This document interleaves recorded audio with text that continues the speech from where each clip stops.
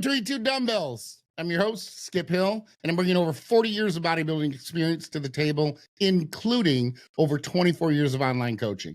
I'm joined today by my co-host, Dr. Marv, aka the Educated Meathead. For each show, we posit a thought about a training exercise or training methodology, and then we deep dive into the minutia. We might argue and debate, or we might agree and tell each other how smart we both are.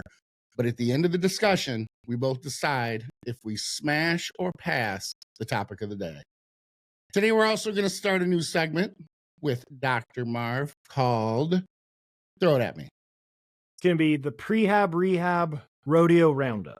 Love that. And I'm going to introduce it from the next show on as the Prehab, Rehab, Rodeo Roundup.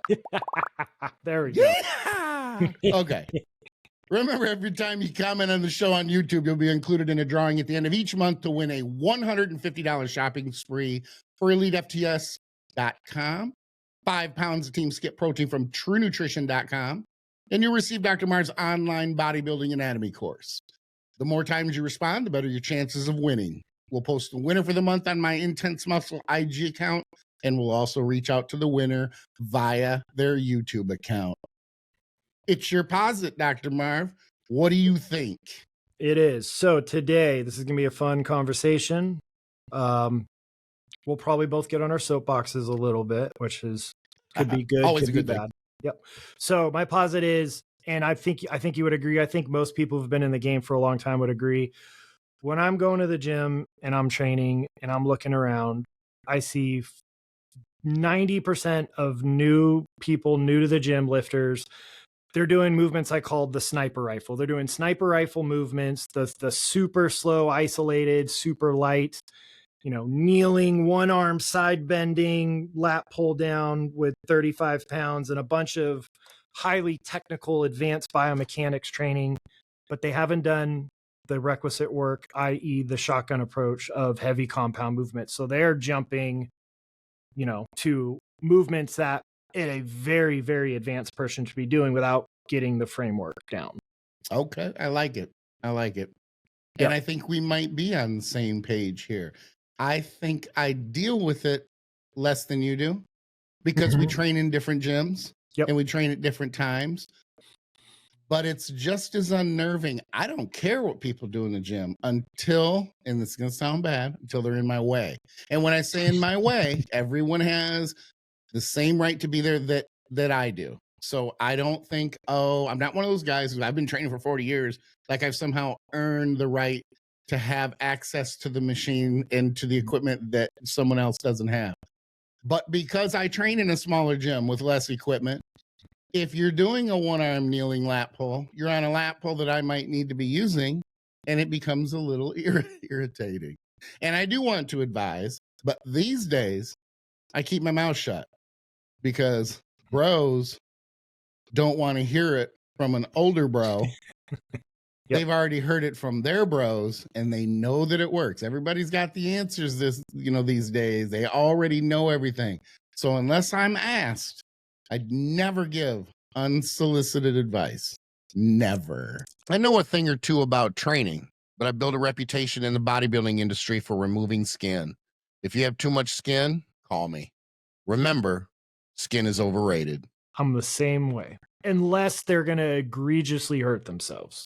Even then, a lot of times, I leave it alone. You're doing the good thing. You're doing the right thing. Don't get me wrong. Mm-hmm. But I know from experience that going over there and helping them is no different in their mindset than the old guy telling them what they already know. They got it all figured out and they're doing everything right. And I can't do it that way because I'm old and I'll hurt myself. So I do. I leave it alone. And here's the thing. They're made of rubber anyway. So they never really injure themselves doing dumb shit that day. But eventually it'll get them. And unfortunately, I won't be there to be able to see it. To go, yeah. That's what I do when I see things. Yeah. Just, anyway. Yep. We got the gist. Yep. So, so we're going down this rabbit hole. It's a big one. There's a lot of things in there. So I'm going to hand it to you.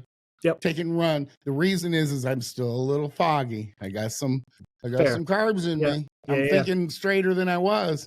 Yeah. But I'm still a little foggy. Yep, that's fair. Yeah.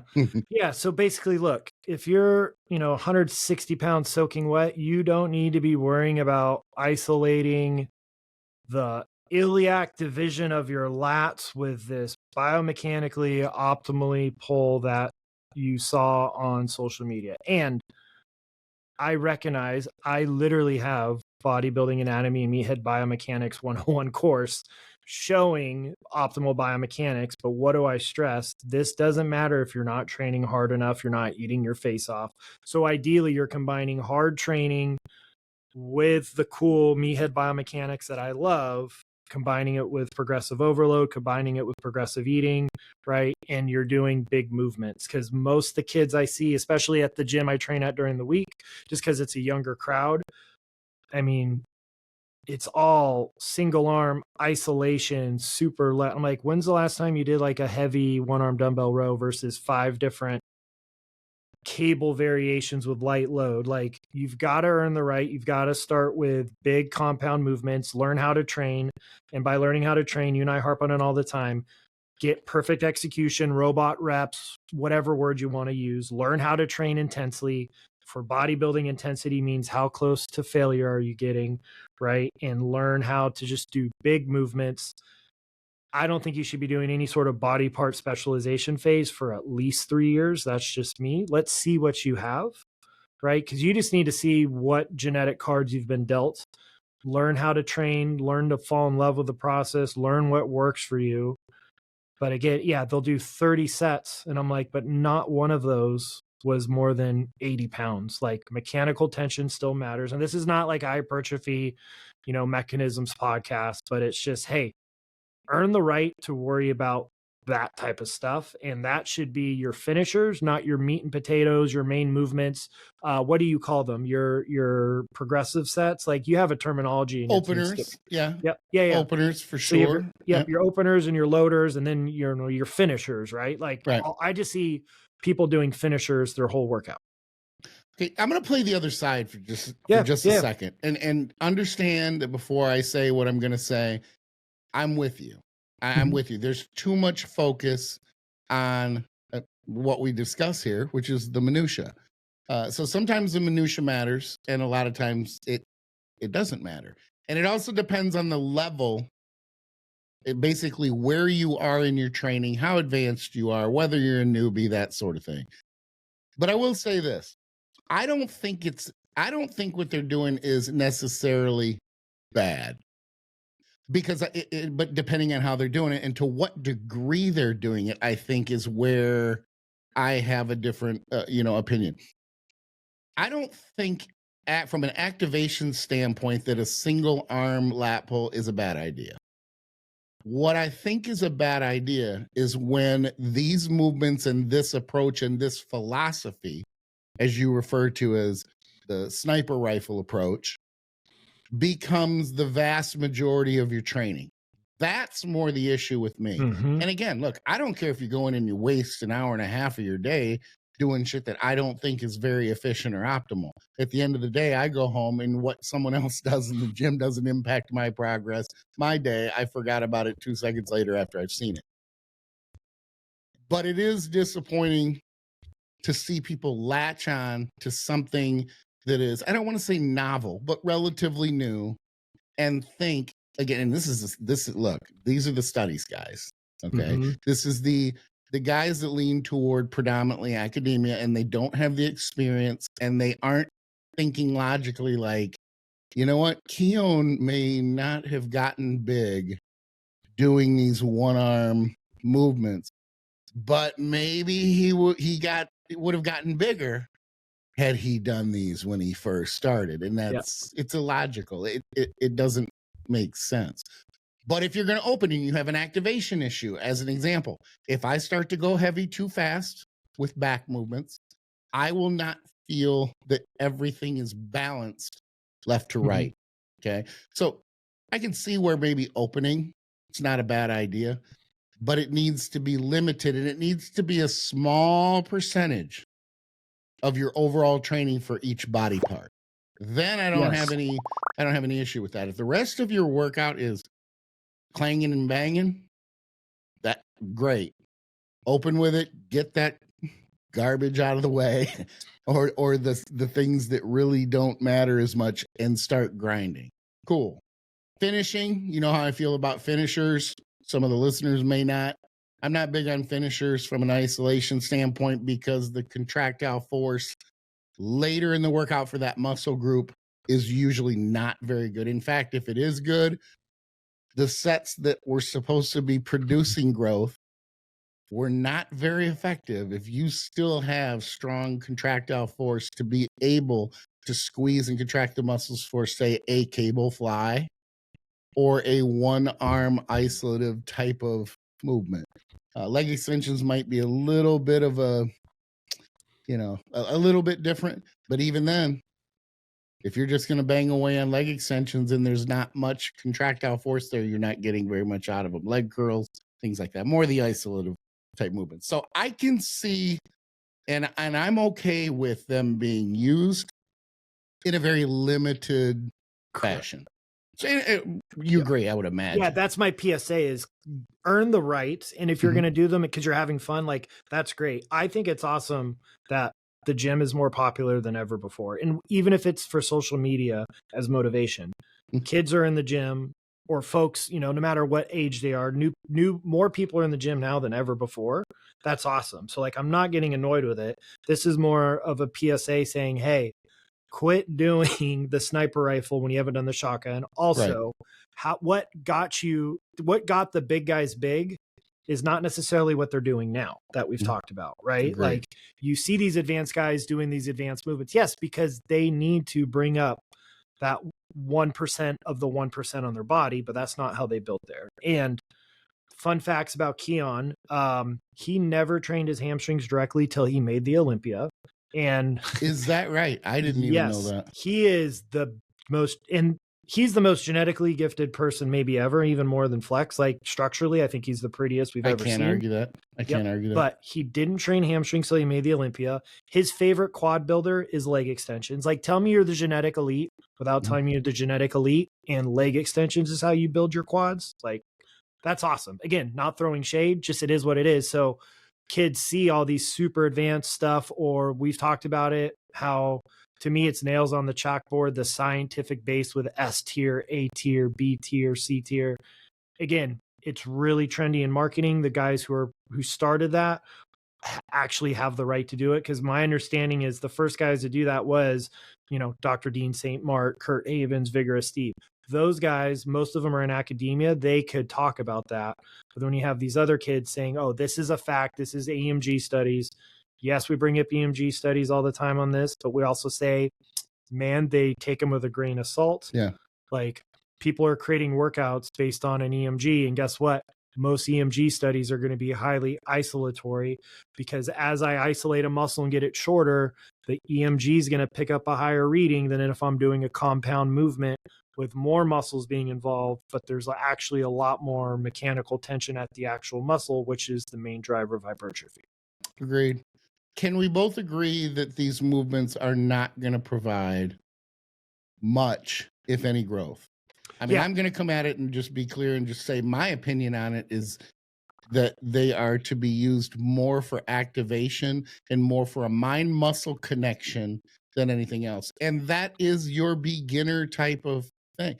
That's why it's kind of an odd dichotomy in the sense that I think that they're doing these movements because they think they're more advanced, when in reality, they're far more newbie, because you're doing them because you don't have that connection.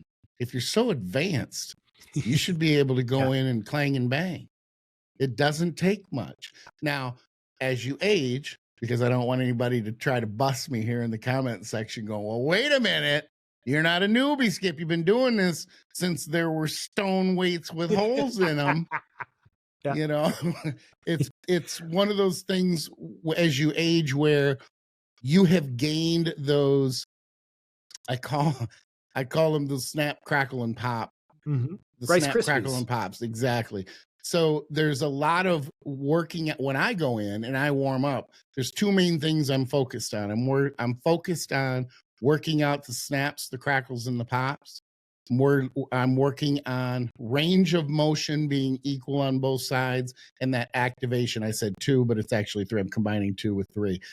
And the third being that equal activation from left to right. If I go in, and back is a great example. If I go in and I just start going too heavy, I will feel one side more than the other. And if that it rarely happens these days because I'm very methodical with my warm-ups. But if it does start to happen as I start to climb with the weight, then I back off and I make sure that everything is balanced before I start to go up. Now, I think we should use some examples. I don't know if you have any studies, but even just some examples outside of, and some of them will be obvious, but outside of the most popular one that jumped into both of our heads, which is the one-arm kneeling lat pull, which is kind of funny too, because how many times, if you see 10 people do it, 8 of them, they're not doing it right anyway. Correct. Which is just kind of odd. And 95% of them are under 200 pounds. Yes, yep. Absolutely. Yep. I've got another one I'll throw at you that I think is a good example, and that is, I call it the front double bicep cable curl, where the high pulleys come from the side and you come in and you do curls this way. Okay. Yep. Okay. Now, I'll admit, I left them alone for years. I'm like, that is just dumb. And then I'm like, you know what? I'm bored with my bicep training. I'll try them. I opened with them and I thought, you know what? It's not too bad. I have a pump in there that is not the same as my normal movements that I use, but there's an odd path for the biceps in that position. And it's also very easy. I busted my wife on this one. She's very strong and she likes to try to hang with me when she can. And if I'm being honest, the bitch can leg press like a man. And she could not train for 6 months and come in and after 2 months be leg pressing legit, knees to the boobs type of great mechanics. And I'm like, God, like, how do you do that? But here's an example. If you're doing this front double bicep curl like it should be done, it's a very limiting movement as far as the weight you can use. But if you rotate the elbow up and you get a little bit of that rotation at the shoulder, then all of a sudden you're able to move a lot more weight. And I'm like, no, girl, you're strong, but we got to keep with the mechanics here. You got to keep that shoulder externally rotated, but it's an odd path. So that's another example of an exercise that if you want to use it as an opener to get blood in there, okay, I guess great.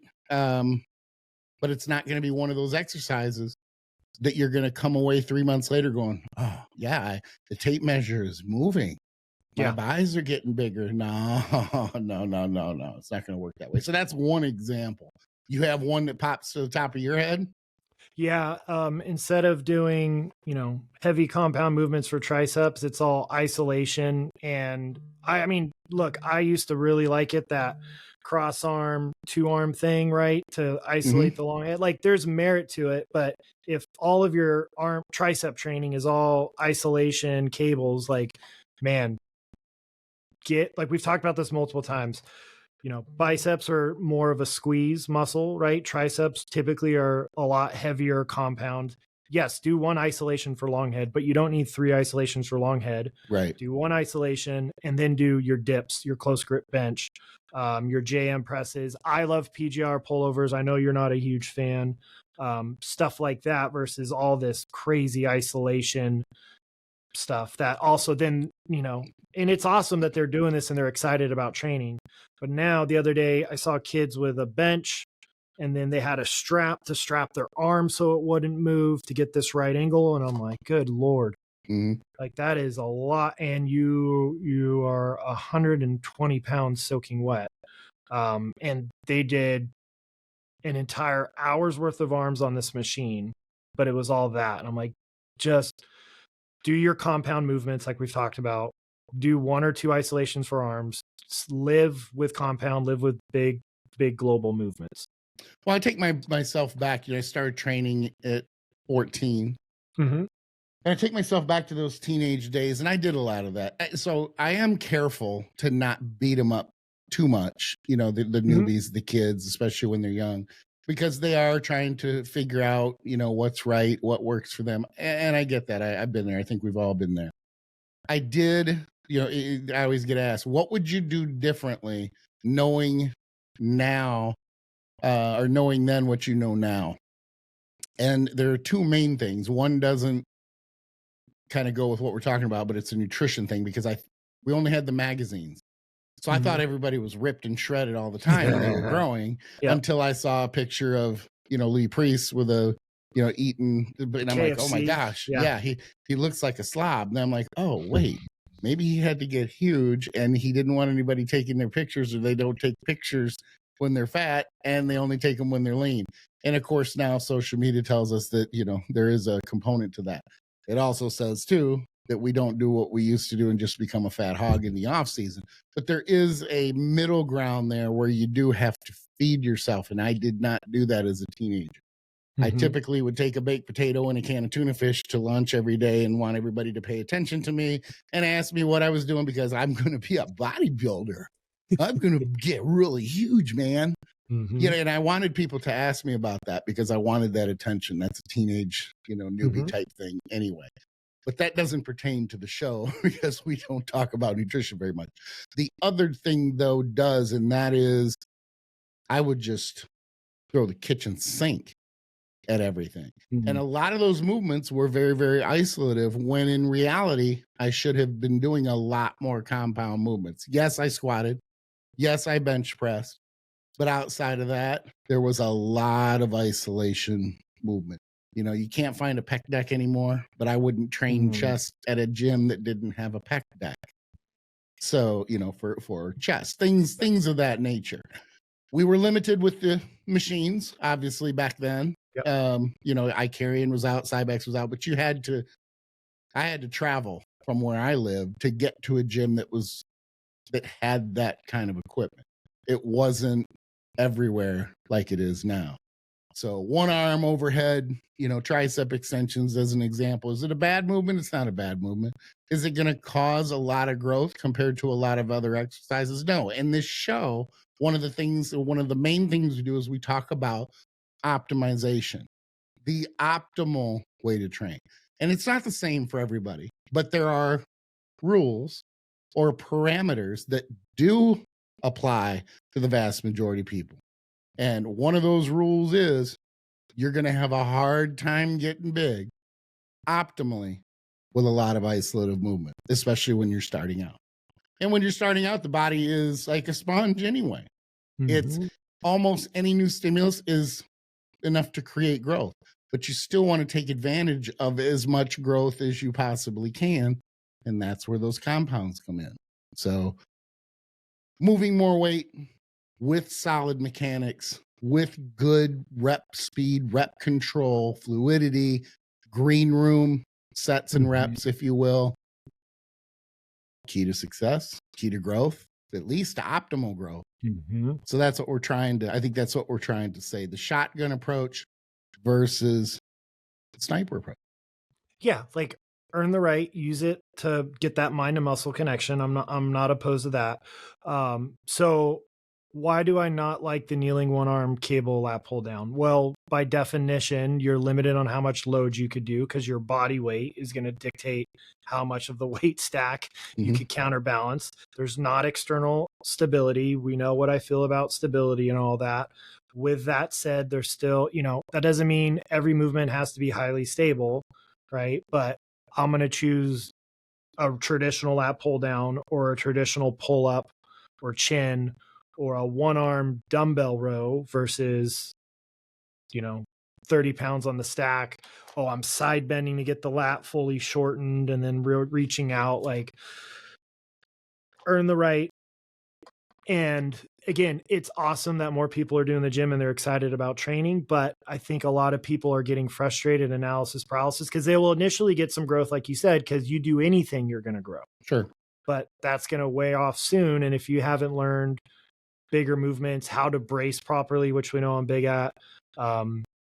You're mistaking the forest for the trees. You're majoring in the minors, minutia, whatever words you want to use. Performance chiropractic and sports medicine in the Houston Bay Area, telemedicine and nutrition coaching all over Texas. And if you're not in Texas, don't worry.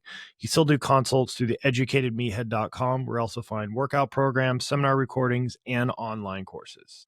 And every exercise is a skill. So also you trying to do 30 different movements per body part, you're not going to get good at any of them, right? I'm going to end with this as far as my opinion on the topic. You swing too far. It's no different than any type of political position, social position, anything else. You swing too far to one side and you're focused too much on mechanics and control. You're losing optimization.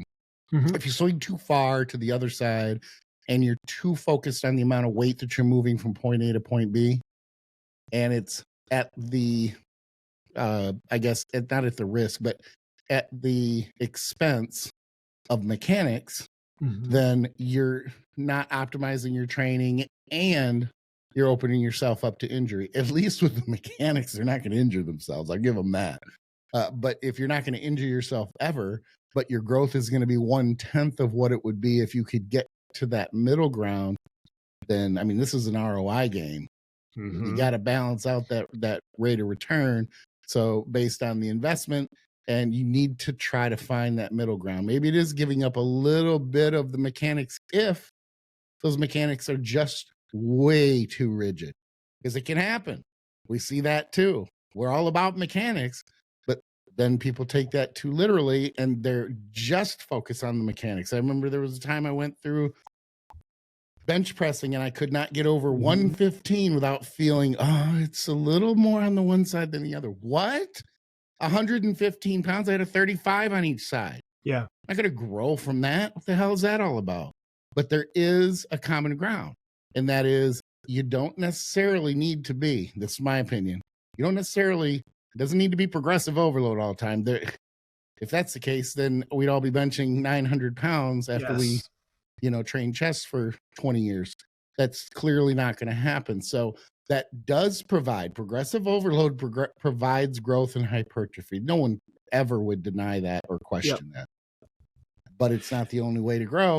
And it's not the only way to create hypertrophy. So there has to be that middle ground. And so much more happens in that middle ground. You get out here and you play around, you get outside of the box. Get outside of the box, experiment, do your thing.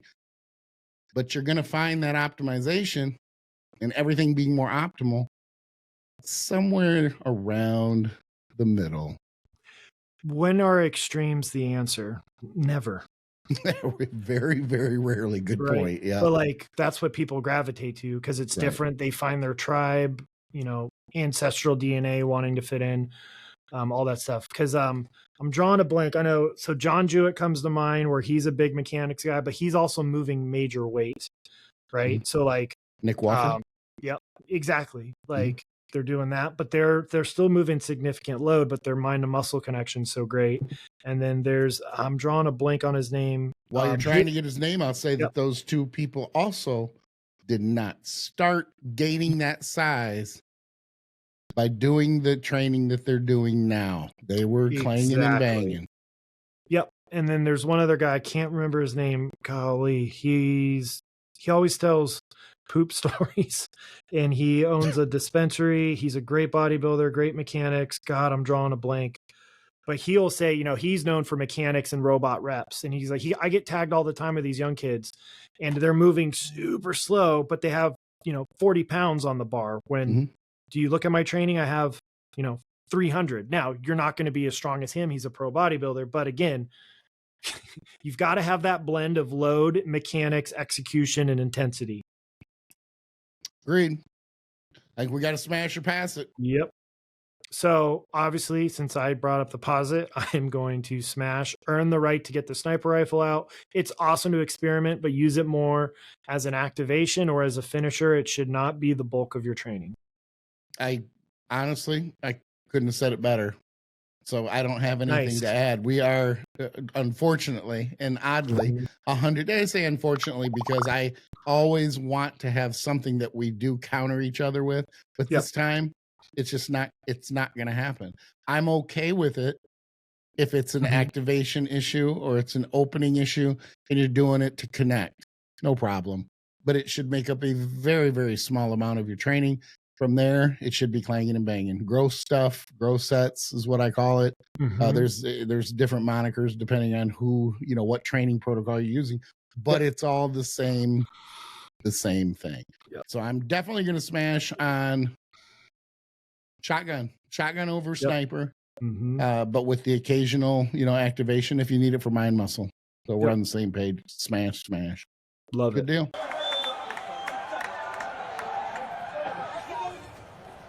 We're going to take a break from intimate time. Skip and I were talking. It's been great, but I'm sure listeners after 22 intimate times, they're kind of sick of hearing about us. And we're starting to run out of ideas to ask each other. Let's be perfectly frank. Yeah, exactly. But all right. So what I'm going to do is I'm going to highlight one movement that I commonly prescribe in office that I think is really helpful. Big bang for your buck. And it could be prehab, preventing injury. It could be rehab, getting over an injury, and just stuff that I think is going to help performance. And it would apply to all types of lifting. So not just bodybuilding, your recreational, your strongman, your powerlifter, your CrossFit, whatever. And so the first one I want to put on everybody's radar that everybody poo-poos it when I ask, especially my strength athletes, my guys who are, I pull 600, 700, 800 pounds from the floor without straps. I don't need to work on grip strength. The good old fashioned rice bucket. It's fallen out of favor, and I am a huge fan of it. I learned about it from the free solo rock climbing world. If you don't know who those guys are, they are lunatics or very brave people, however you want to view it. And they will rock climb with no ropes. The best documentary on that is literally called Free Solo. Highly recommend it. I've watched it at least 3 times. And I will say when the dude is climbing over 3,000 feet on Yosemite on the Dawn Wall without a rope, my heart is in my throat, pounding a million miles an hour watching this guy do that. Yeah. And they are big. Now they will use even sand. Their grip strength so hard. They do a lot of hanging from fingers and doing pull-ups with fingers. And then they're doing a lot of grip stuff. And I think rice bucket's awesome. So, everybody thinks grip strength is all these forearm muscles, right? That is true. But just like with the foot I've talked about before, you've got a lot of small muscles that reside only in your hands. And strengthening those is a great way to build up grip strength. I hate the term bulletproofing, but if you're going to call a movement bulletproofing, this is one of them for wrist, elbow, shoulder, the whole 9 yards. So a couple of things to keep in mind. One, the first few, I like getting an old 5-pound protein tub because it already kind of has like the closer up top. You could see on the screen. That's what we use in office. That's what I use at home. Bucket full of rice. If the rice is too hard, you could get dried beans, right? The larger the object, the easier. The smaller the object, the harder. That's why it's crazy. The rock climbing guys are doing sand and stuff like that. And you're just going to work your hand in it. Right. So you're going to stabilize and work your hand in it. Now, depending on what you do, your scenario, I say, hey, for Gen Pop or your recreational lifter, your goal is to work your way up. It's not going to happen immediately. It's actually pretty humbling. You're going to work your way up to 3 minutes straight per hand of constant movement. For my power lifters, my strongman, people where grip strength really, really matters, that goes to 5 minutes. You're going to be blown away by the pump in your forearm, how vascular your forearms are by the time you're done. You'll feel a pump in your hand, which is a weird sensation, right? But it is humbling, but it is awesome. You're going to obviously, people don't realize this. The first few times it's going to make a huge mess from all the rice flour. So do it outside unless you want your significant other yelling at you or vacuuming or cleaning up the area, because it's going to make a mess until you work that rice in or whatever you're using. But it's a big thing. I also find it, even though the research on tennis and golfers' elbows says finger extension isn't the biggest thing for rehab prevention, I will say anecdotally, my patients who have a history of tennis elbow or golfer's elbow who do the rice bucket typically don't have returning flare-ups, right? And it could be coincidence, but with, how many people I've helped with that, it's hard to ignore. It's almost 100%. I can't think of anybody off the top of my head where they had it, they religiously did rice bucket and it came back. Now, a common theme with prehab, rehab, and I preach this all the time in office, making the change is harder than maintaining the change. So ideally you're doing it, once a day for a period of time, then you could go every other day. I think, 3 times a week is great. Once you get that 3 to 5 minutes, just keep it there, right? But if you're starting to get cranky elbows, cranky hands, do that. If you have arthritis in your hands, right? So I'm going to try and shorten this up because otherwise this is going to turn into a 20-minute presentation. But arthritis is gray hair of bone, right? Everybody's going to have it. Don't let anybody fearmonger you. But you could have a ton of arthritis in a joint and have no pain. But if your body has an inflammatory response to arthritis, you will have pain. Well, what is anti-inflammatory? Exercise. It's really common as we age to get arthritis in this thumb joint. And all my arthritis people with hands, if they start doing the rice bucket, their pain goes down. So this could help you just from a pain management standpoint in the future, let alone working on grip strength, helping your elbows out, because typically our extensors are 10 times weaker than our flexors, and that becomes an issue, especially if you're slanging and banging, doing the shotgun approach we just talked about. So I want to put on everybody's radar, good old-fashioned rice bucket. Be proactive, not reactive. You don't have to do it every single day if you don't want to, but a couple times a week. Watch your grip strength improve. You might get a little bit of hypertrophy in the forearms, probably not a ton, but it is really cool though when you're even somewhat lean and you do it 3 to 5 minutes straight, man, you got your Thomas guide map out with your veins just popping out. I personally like that. It grosses my woman out, but yeah, rice bucket, put it on your radar, start doing it, prevent injuries, increase grip strength. And we know, VO2 max and grip strength are better predictors of how long you're going to live than blood pressure. Yep. So, good point. Now I want to point out too, it's not just rolling the wrist, it's opening the hands. And going all directions, opening, closing, doing the thumbs, doing one at a time. So it's not just the wrist, because a lot of people go roll-ups, which is great, phenomenal. Like I love roll-ups. Wrist roll-ups are a great tool, especially for golfers' elbow, and then more golfers in tennis. And then after somebody's tennis elbow's healed, strengthen those. So working the muscles of the hand makes a big difference. Good info. Good deal. Let's transition then to the listener or viewer questions. Yep. Got quite a few, I think. Yes. So before we do that, we're going to do a mini posit, because this is a movement I want to bring up when we've been putting it off for over a month. Yes. So this is another PSA or posit number 2, a mini posit, short discussion. Where the hell did B stance squats go? I never had them in my toolbox. I remember like 5 years ago, B stance RDLs were really popular. B stance squats were really popular. I love them. But they were popular more for what? Rehab and... Yeah, but then at least the guys I was following, I saw a lot of B stance RDLs on my feed for bodybuilding, not so much squats. So if you don't know what a B stance is, it's on the screen right now. I like it. I essentially call it a 1.25 leg squat. So it's not a full blown lunge or split squat, but it's not a squat. It's in between. And I'm a huge fan. Now, we do not have any studies on B stance. So I did look at studies from lunges, because we're just going to extrapolate that. And guess what?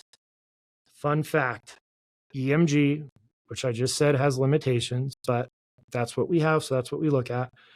Guess what? A lunge has higher quad activation than a squat, because it's unilateral. More motor unit recruitment we've talked about, more of the load is in it. So yeah, I really like unilateral training, because guess what? Unilateral training, which is, one leg's forward, one leg's back, will translate to bilateral strength, i.e. squatting, but bilateral strength will not translate to unilateral strength. And if you've only done bilateral, you do a block where you start bringing in unilateral and you go back to your traditional bilateral, I guarantee you're going to smoke any squat PR you ever had before, without a doubt, especially my powerlifters. Powerlifters hate lunges, hate unilateral. I'm like, look, give me 8 weeks in your hypertrophy non-powerlifting block, right? Ideally, that's done post meet prep, but that's a different topic. And then you go back to your bilateral without fail across the board. people are stronger. Okay. And you don't do them, is what I gather. I don't. Okay. It's not. No, I don't like the offset. I mean, I'm big for lunges. Mm-hmm. It's just not I'll be honest. When you first brought it up, I had to actually look it up to see exactly what it was to make sure that I understood it. Mm-hmm. I don't see it as and I don't remember. I guess I could remember it more a little bit as an RDL, but not as a squat. Mm-hmm. Now, that doesn't mean that I don't see some value in it. At the same time, we have lunges and we have squats. So I guess I just look at it and go, I'll lunge or squat. But that's just, that may be my old school mentality of, I'm not going to fix what isn't broke, but doesn't mean that there's not value in it. Yeah, I just like it as another variation of a unilateral. Now, the key though is you're still treating it like you would. You're supposed to treat a split squat or a lunge where 80% of your load's driving through that front foot that's on the ground, right? Don't have your back foot too far back. So your back foot should be kind of starting where your front foot ends, your heel's elevated, and 80% of your load's driving through there. We know what I'm going to say about big toe knuckle pressure. So you're driving that. I'll do it on a Smith. I'll do it free. Man, when I really built up my squat, I would do B stance on a Smith, 3-second metronome negative, 1 second in the bottom, total dead stop, and then driving up. Holy hell. When I went back to squatting, that's when I set lifetime PRs, and that's when I had my aha moment. Obviously your glutes are going to be massively used, and your hamstrings are stabilizers. So they are essentially isometric through any squat. So don't let anybody tell you a squat is hamstring driven, because it's not. But just wanted to say, hey, I like B stance. They're not done very often. I think they're a cool variation. They have a tool. Do them for a while and then go back to your squat pattern, and I think you'll be pleasantly surprised. Always good to have options. Always good to have variety. Yep. Because ultimately, it could be considered a lunge just with a closer step or a closer stance. Yep. So closing up the lunge. I mean, there are times where I'll drive with a longer stride, and there are times where I'll drive with a shorter stride as well. So if I were to go even shorter, I'd have to call it a B stance squat. Yep. Yeah. And it's kind of back to our specialty bar episode. You can do the same movement pattern, but just switching the bar or your setup slightly, right? Like a close stance lunge is going to recruit differently than a wide stance lunge. So it just gives you things. I will say the single hardest thing I've done in the gym that I actually gave up, and it was mostly due to nerve issues. I gave up. I only did it 3 times in my life. And I will say I officially bitched out. It's only happened once or twice my whole training career. I psychologically could not get psyched up to do a muscle round B stance when you're switching legs the whole time, because it's, it's a 4 or 5 minute squat, and I have nerve issues. So when I bend my elbows, my nerves entrap.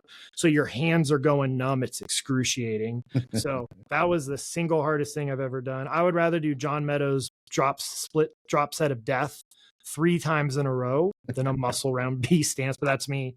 I do have a top squat attachment I've shown on here. I am starting to bring back Zercher squats and B squats, right? So 2 movements I was big on when I was younger. I haven't done them in years. We'll see if I become brave enough to try a muscle round on a B stance with my new attachment, but I still haven't gotten the fire in my belly to give it a go. Right. Fair enough. Awesome. Now we'll transition. Yes. Okay. We got a bunch, and we are doing great on time. Cool. So we'll knock out a bunch. Okay. All right. So I'm just going to go in the order that I copied and pasted. So we should be able to get through 3, maybe even 4. From Jeremy Hosey, and I'm pronouncing his last name. Hyperextensions, vertical. I think he means horizontal, like again, parallel to the ground, vertical, or the more of a 45-degree variation of hyperextensions. He might be talking about the angle of the machine. Yeah, I think it's, or is it like the glute ham raise where you're pretty much parallel to the ground, or is it the reverse hyperextension 45-degree bench angle. And he I said, think that's what he's talking about. Yep. And high. That's what I get out of it. correct. That 45 or higher. Yeah. Yep. So is either better for glute erectors over there? I have some opinions, but I'm curious about yourself. Well, I'll preface my response with the fact that I don't do hypers ever. It was something that, I say ever. Prior to my chronic lower back issues for years, from when I was young, I did do hypers. Never had an issue with them. Thought they were actually a pretty good movement. Started having those back issues and was never able to get the movement back in to a point where I felt like it was not a vulnerability. So, and I played with the mechanics because I thought maybe I'm curling under.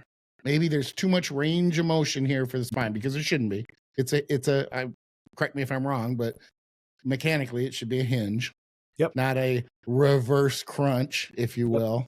But I did play around with a lot of different, and I could not get it to where I felt like it was a good idea.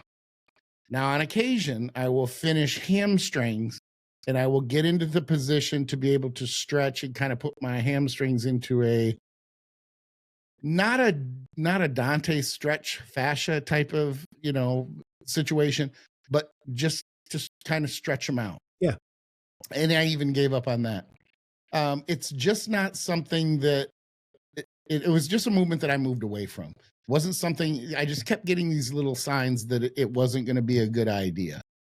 So as far as changing the angle for glutes and lower back, that's a tough one. I might have to leave it with you, because what I would say is the lower the angle of the lower body and the machine itself, I'm going to see far more erector. I would think glutes, arguably more glute, because I think that backs up the angle of what's the acronym? The glute G, not the GHR, but the essentially the reverse leg curl, lower back combination. Oh, the reverse hyper. Yeah. There you go. Reverse hyper. Yeah. But I don't know to what degree. So I better hand it off to you on that one, because I'm sure you have those black and white, Well, yeah. references. So, yeah, I don't do reverse hypers because of my back. I would do them and I would get hurt really badly. So I gave up on them. Yeah, the ROI wasn't worth it. Most people don't do them right, where they're not really using hams and glutes, right? They're just cranking their low back and they're pissing it off. If you literally just look at, mechanics and physics, the 45-degree angle, if you do physics analysis, it's either the cosine or the sine of a 45-degree angle. Your body has to overcome 70% of the load. That's why you're really strong on an angle leg press, because there's only 70% of the load that your legs actually have to overcome. So you would extrapolate, the 45-degree angle is going to be easier overall because, physics and loading, there's going to be less of it, right? And you are correct in that the 90-degree angle is going to be a hell of a lot more lumbar extensors, right? And mechanical loading with some shearing force on the low back, which is why I pissed my back off. The 45 is going to be a lot more load to your hip extensors, so your glutes and your hamstrings, and reducing some of the lumbar stress. But again, most people, are cranking into anterior pelvic tilt and just smashing their lumbar spine together, pissing it off, versus letting the glutes and hamstrings do the work. So I think it's going to be to each their own, but I would say, if you want more erectors, the 90 flat. If you want more glute hamstrings, the 45. I will choose a reverse hyper every single day of the week and twice on Sundays than this reverse hyper extension. It is job security when people do that, because a lot of people get hurt doing it. So to each their own.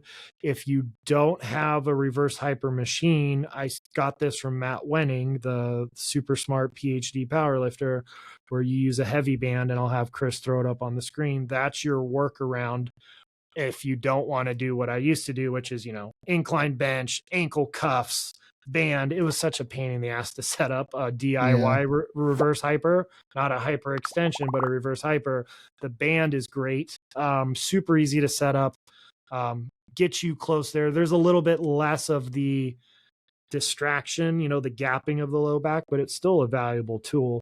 But what was that term you used for the anterior delt on a high cable fly where the muscle shortens and you lose? Oh yeah. Active insufficiency. There you go. If a muscle that crosses two joints, not all muscles that cross two joints do this, but if you start getting it too short and it can't produce force. So what Skip is referring to, your upper pec has active insufficiency once your arm is above 90.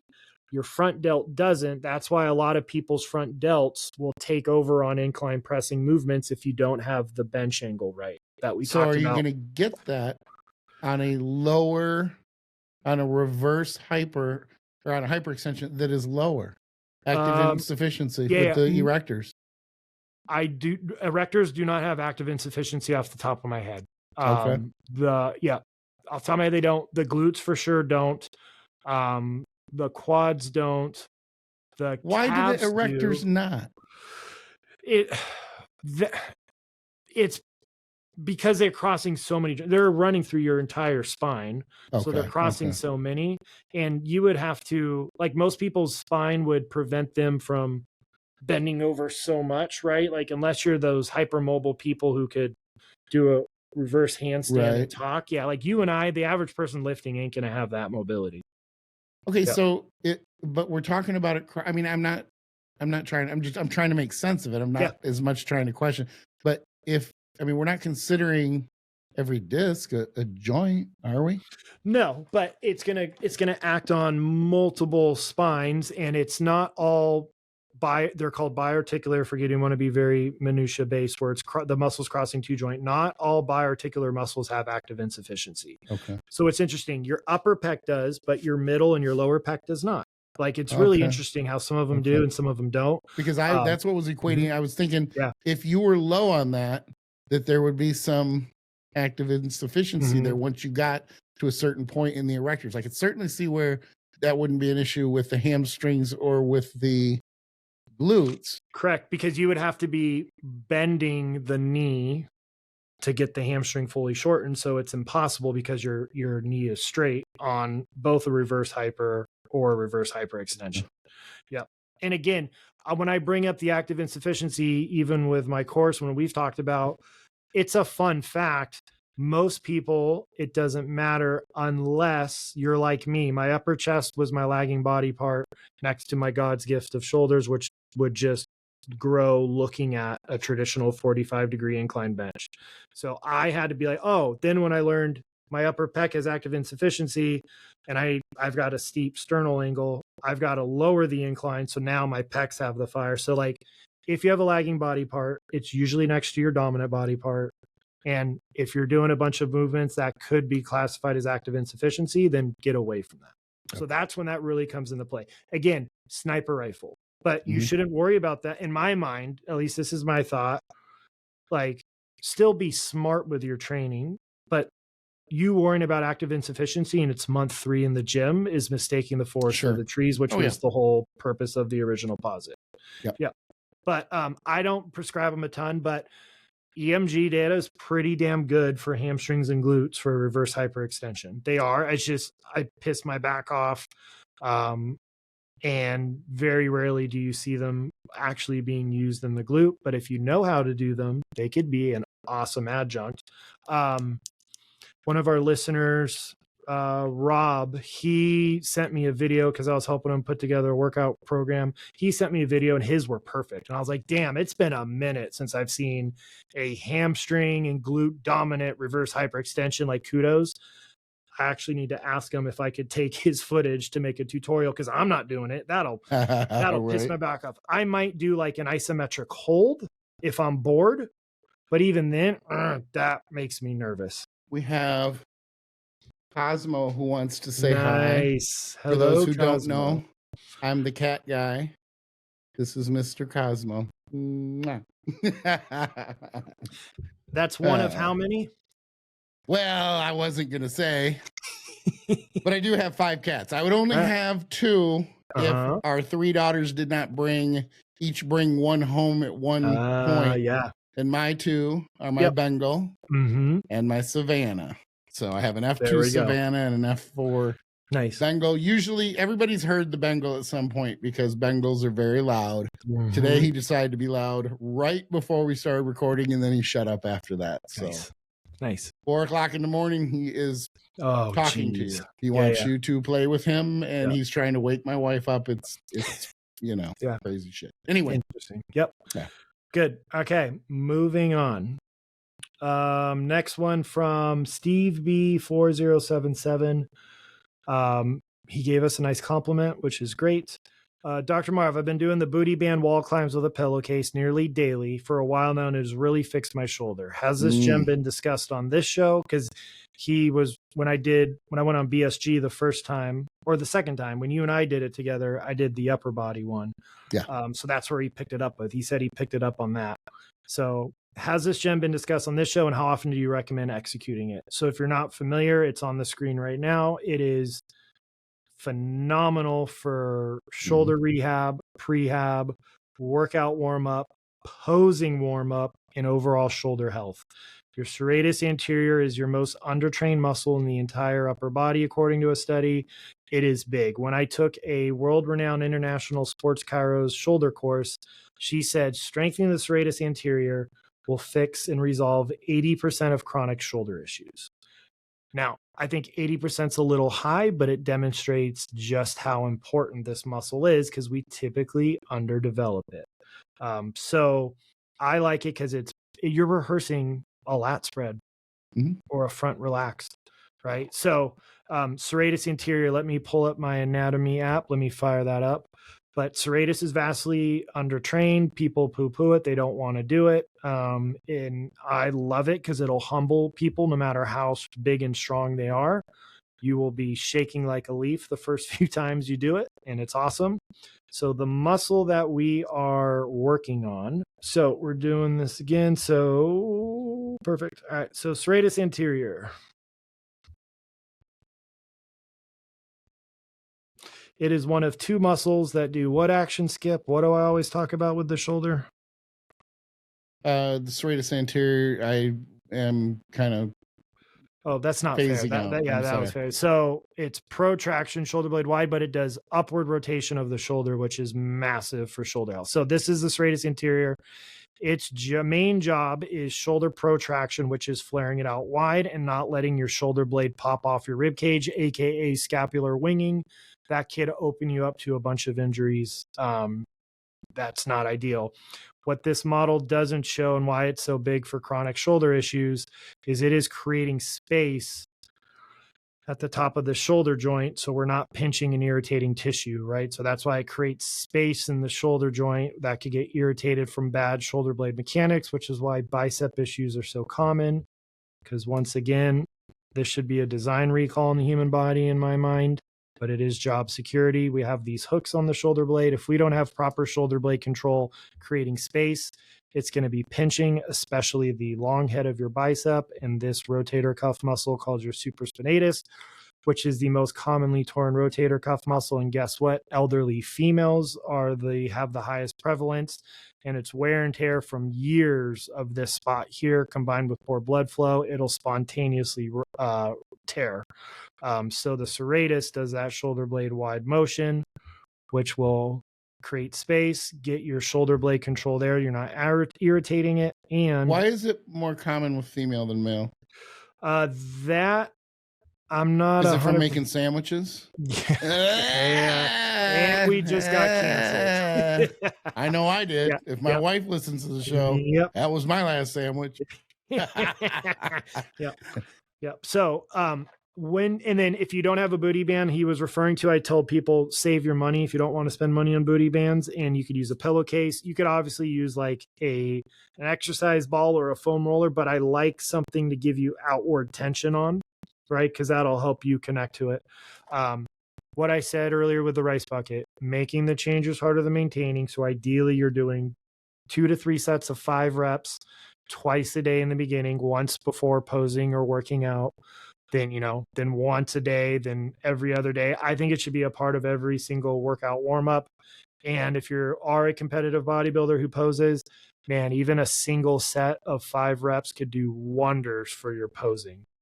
So I approach that. It is foundational. It is big, like the rice bucket. I think if people would do that a handful of times a week proactively, they're going to set themselves up for success. Let me ask you a question that I'll ask the listeners and the viewers as well, and I want to hear in the YouTube comment section from them.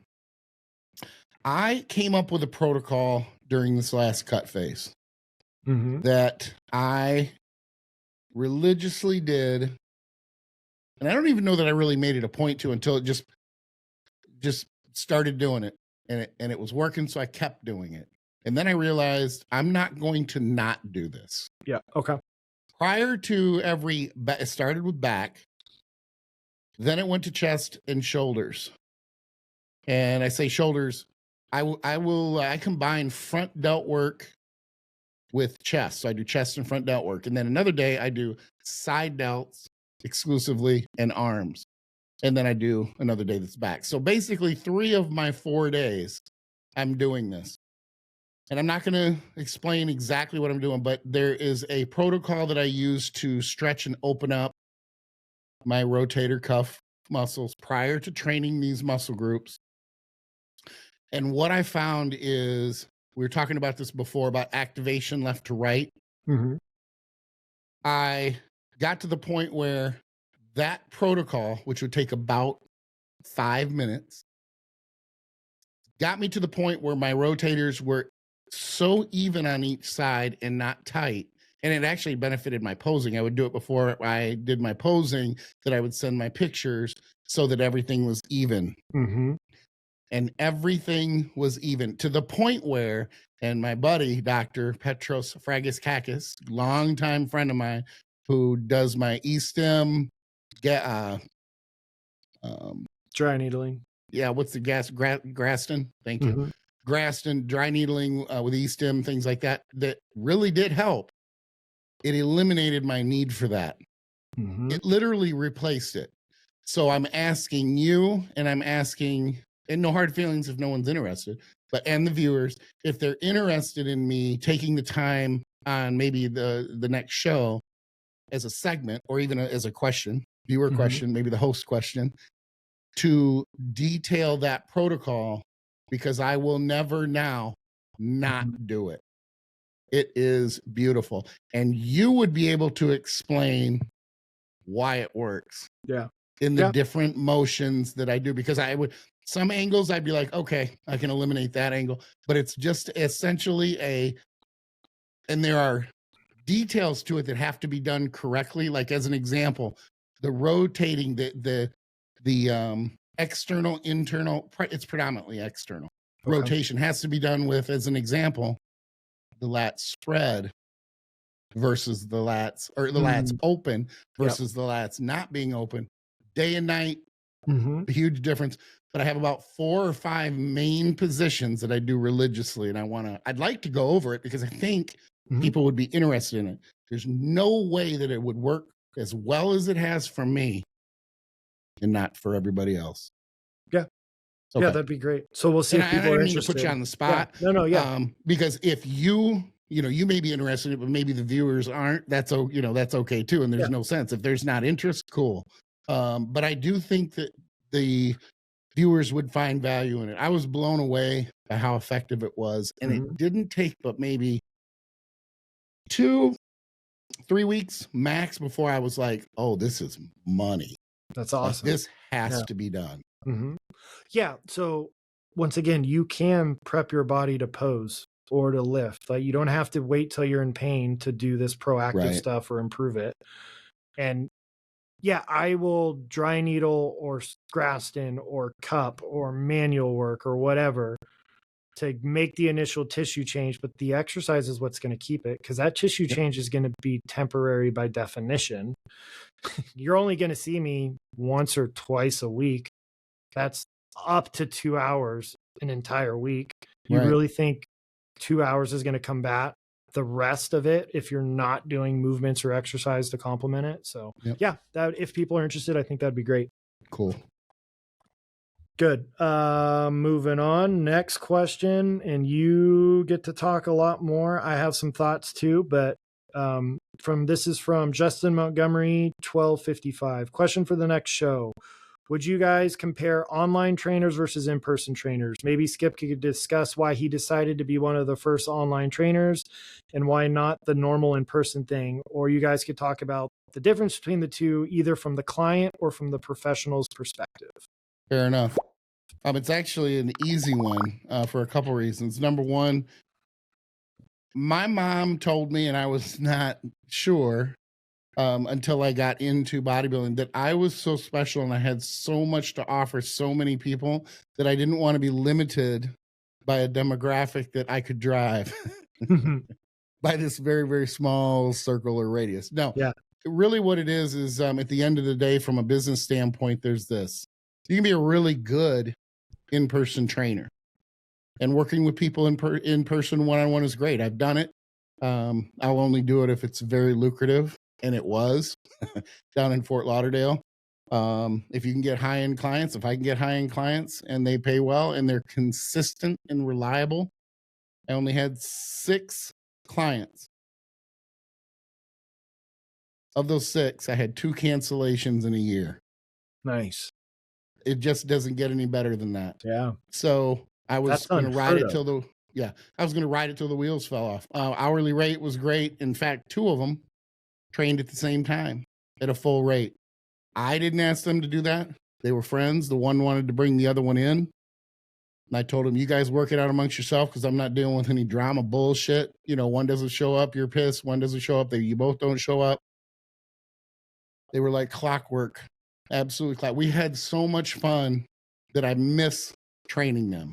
Mm-hmm. So it's great to do one-on-one, but the reality is the reach online is vast. As an example, well over 60% of my clients are international. They're not even in the United States.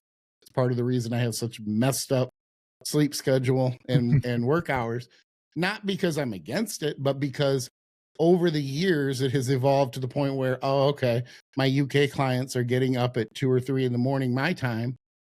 Well, I'm still working because I raised 4 kids, and that's the only quiet time out of the day. The other thing is while raising 4 kids, I could be at home, working at home with the flexibility of setting that client time to do client work when I wanted to do it versus having to be punctual. We all have our flaws, the most non-punctual person you will ever come to know, because for 20, 24 years, I haven't had to be anywhere on time. The grocery store doesn't care when I show up. The gym doesn't care when I show up. I don't have to meet clients. So it's great. But when I do have to meet somebody, it's not that great. I'm like, oh, wow, traffic is bad at this time. Oh, I'm late because of traffic. No, I'm late because of traffic because I did not know that it was going to take 25 minutes to get 4 miles. Mm-hmm. So I gravitated that way, but understand I was in the bodybuilding community, the online bodybuilding community anyway. So it just naturally and kind of organically kind of went that route. I always tell people this because people will say on occasion, I'd rather work with someone who's local. I have no problem with that. If that's your preference, that's cool. But know this. You're getting the best guy in that small radius and in that area. He might be good. He might be great. But would you rather not have the best guy or the best options? I'm not saying I'm the best. There's a lot of people who are good at what they do. And I've always said that. I am not Mr. King shit and everybody else is dumb. I've never been that way. But if you want the best, they are probably not going to be in your area, in that small radius that they want to drive or you want to drive. It's much like gyms. A lot of great gyms out there, but they might be 400 miles away. So if you had access to that gym without having to commute there, you might want that, you might want to do that. Some people do, some people don't. You have to be good when you work with someone online that you understand and trust. Well, they're not seeing me, but they're seeing video and they're seing pictures. Is that better? Some people who, especially local trainers, they'll be like, no, that's not as good. Well, you might not be good at it because you haven't done it for 20 years. You can't tell the difference between good lighting and bad lighting, a little bit of shadow versus not having a little bit of shadow. You don't know what to look for in pictures and the subtleties and what to look for. I do. And a lot of the people who do what I do, think about it. The best trainers online are arguably the best trainers, period. And you don't live by them, and they see 2% of their clients one-on-one, if that. So you got to wonder, what are the limitations? Are there any at all? A lot of times it just comes down to preference, the client's preference. And ultimately, that's what matters. The client's paying. The client needs to be comfortable with whether that trainer is going to be local or if they're going to be online. The other thing is if they're online, what is the accessibility? What's the response time? Are they going to treat you like you're their only client? Or are you going to not get a response from them for 72 hours, 4 days, 5 days, once a week? All that factors in. Yeah. So I was a trainer off and on for over a decade, mostly in person, then started switching online. I will say online training is way harder than in person. I think it would be I think you would agree. It would be really hard to be a trainer who never did in person for a period of time, right? Because you've got to pick up on watching video. You're not there in person. You can't touch your client to say, hey, do this, do that, right? That tactile sensation's big for in person, especially if you're teaching a newbie. And now everybody wants to be an online trainer and coach, and they've never worked with anybody in person. Online is way harder than in person. You are limited by how many. That's why the trainers who make the most in person typically do group, because they could work with 20, 30, 40 people at a time. Like the boot camp stuff, right? It's super lucrative. Does it really help people? No.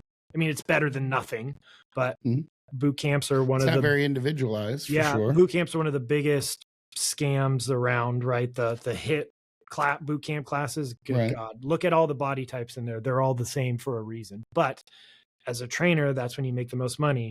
One reason why I left 2 gyms and then started my own thing was one spot really wanted me to do group, and I was like, it's not helping people. And the other told me to slow down clients' progress so I could get more sessions out of them. And I told them to F off, and I left. But yeah, I think if you're going to hire somebody online, I would strongly encourage to figure out what their background is. How long have they done this? Did they ever do in person? Do they still do in person? Online's 10 times harder. It really is. And I think it's easier to do due diligence when they're online. Correct. Because if they don't have a reputation and their brand doesn't have a reputation, what does that say? Yep. So it's difficult. If you're not a very good trainer, but you want to be good in your area, don't go online. Don't jump into the giant sea of turds and battle not only the real bad, shitty trainers who haven't proved anything, but you don't have to battle with the trainers who've been around forever and are so well established that they don't have to advertise or do the I've got 3 sessions open type thing. I have 3. Which is funny because I have to come up with a way to do this because I don't know if I've told you this or not, but at the beginning of the year, I purposely kept my client load low for 2 reasons. I knew I'd be prepping and I knew we were going to start the show. So I wanted to be able to focus my time on that because I'm never going to take on, I've been doing this too long. I know the client base I can handle to still have my clients feel like, oh yeah, there's, I'm covered. Like he's always there. I'm his only client versus battling to keep up with everything. So I'm down.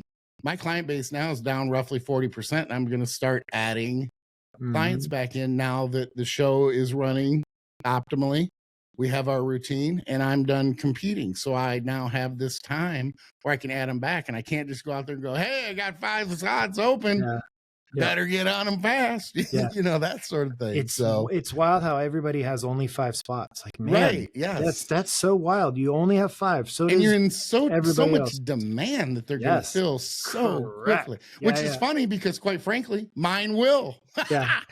But that's because I've been around for so long. Yep. So, and just know, if you don't think the people with hundreds of people on the roster, no, I'm not saying this is not a blank statement, but ChatGPT is being used a hell of a lot more than you would think from people who have way too big of a roster who cannot keep up.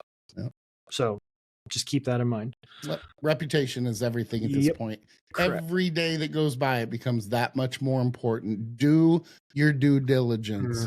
Do it. Not, oh, you're in great shape. Are you a trainer? There are people who contact me. Oh, you're in really good shape. Are you an online trainer? And then it's like, you know what? If you don't know who I am already, correct, just work with someone else. Yep. And to each their own, but usually the cheap people are cheap for a reason.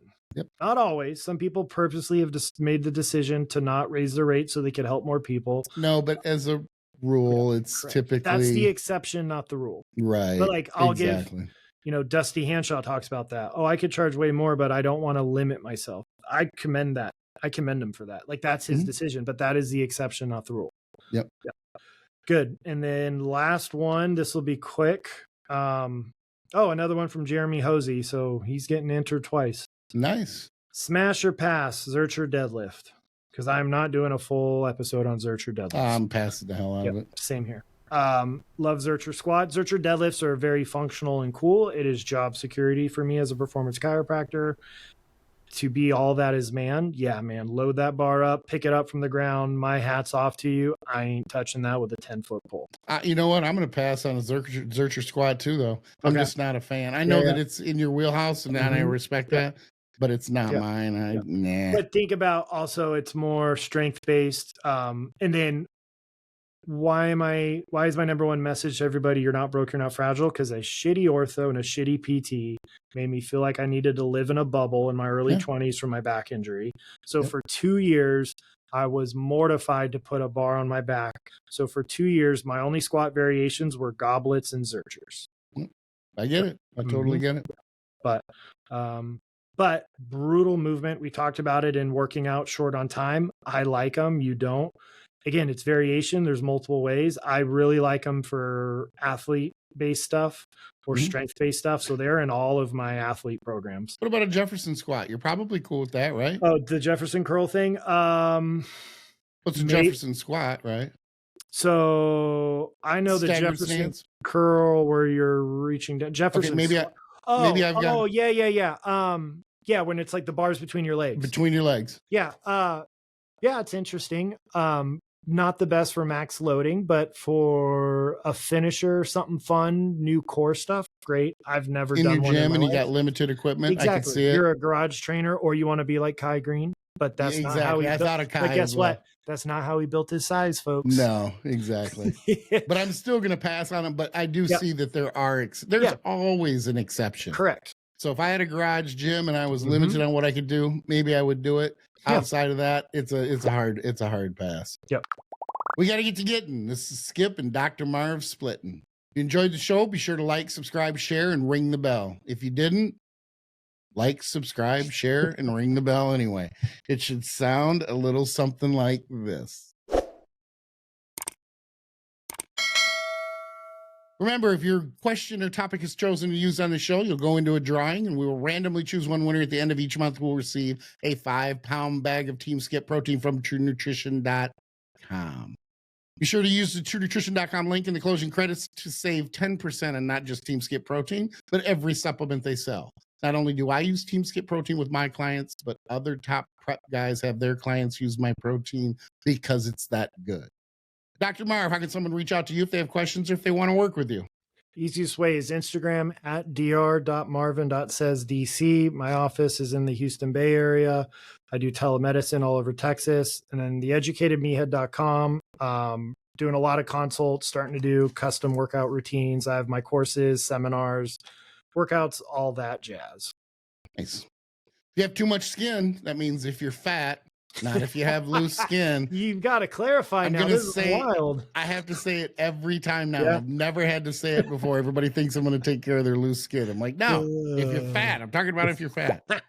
Go to teamskip.com and you'll find all my contact information, including Team Skip merch. If you're not a very good looking guy, wear one of these. You'll still not be very attractive, but at least you'll have a cool sweatshirt on. Of course, you can follow me on Instagram at Intense Muscle. Keep in mind that this is a team of 3, not 2. Chris is the enigma behind the scenes, and he's responsible for visuals, graphics, and he also plays a huge role in the creative process. This project would not work without him. So from all 3 of us, it's been a business doing pleasure with you. Join us again next week for another episode of Between Two Dumbbells.